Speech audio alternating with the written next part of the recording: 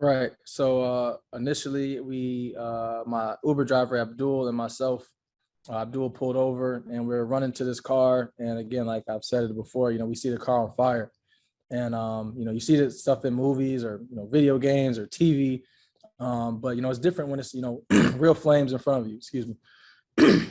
It's different when it's real flames in front of you. And so I'm running, initially, I want to be this hero and, go, help save this guy because, I'm an NFL athlete and I work out and stuff. I could easily just, unbuckle his seatbelt and be able to just, pull him out the car, like kind of by force. But then I'm like, okay, as I'm running there, the closer I get, I'm like, and I'll start, my mom is in my head and my family, and, and I'm like, I'm risking a lot here. But my Uber driver Abdul, I mean, he went right up to the car. He opened the passenger door. He's talking to this guy. Are you alive? You're okay. And then there's a friend group named Arthur and Rita. And Arthur is yelling at Abdul like like back up, like we don't know if this car is gonna blow up. And Abdul was in it. And initially I think looking back on, I think that kind of motivated me to be like we got to save this guy. Because I'm a football player or anything, none of that matters. This guy's life is important. And, this guy has a family, he has kids, and if he can do it, I can get down there and help as well. And the driver was able to get some strength to kind of lean over, and we went down, dragged him out. And then, I picked him up and we were able to move far away.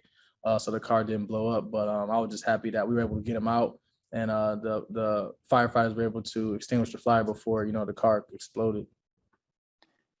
And definitely it felt way longer than 3 minutes. Definitely, when you see that fire and just the flames, even in the picture, I mean, it doesn't even give the whole realization of what was going on, because the flames are bursting, and there's tires popping, that kind of startled all of us and everything like that. So it was definitely felt longer than 3 minutes. The driver, he was still in the daze a little bit. I think he may have went unconscious for a little bit. I think he started to feel the heat on his legs, and that's when it kind of woke him up. And he was just a driver that had just gotten a car accident. So as I picked him up, and I'm carrying him. He was talking, and I was just telling him, I got you. And but that was pretty much it. Before the police got there, so it was no real conversation or anything like that. It's a story that's going across the nation and things like that. I wasn't able to sleep that night at all. I was waking up last night still kind of settling down from it. So definitely I'm just grateful that God was able to use me to be there at the right time. I continue to say that because I've never been to Austin, Texas. I'm only here for a couple of weeks to get the foundation of my training. And my trainer moved here and I came here. I was out and I was on my way home and I missed my first Uber. So I'm like, if I would have gotten the first Uber, I would never even have seen that, and then to see this guy, see that we have close mutual friends. So, I'm excited to be able to speak to him privately and, just get a chance to shake his hand or something. How does it feel to be labeled as a hero? I guess it feels good. I was talking to family about this. I knew the story would blow up, obviously, but I was doing it, out of the kindness of my heart, and to be genuine. Like I said, no football or game mattered, at that point at all. I was just being, trying to be a good person. I would want somebody to do that for my brother or my dad or uncle or whatever, or even yourself.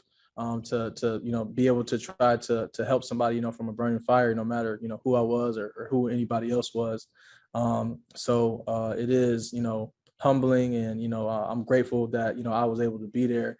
But as I was telling my my media team, I haven't been trying to make the story about me. I'm just I'm so happy that the guy's alive. I had help. And I'm definitely grateful that I was able to be there. Just so happened, of course, that I was a football player, and I wanted to pursue that other career.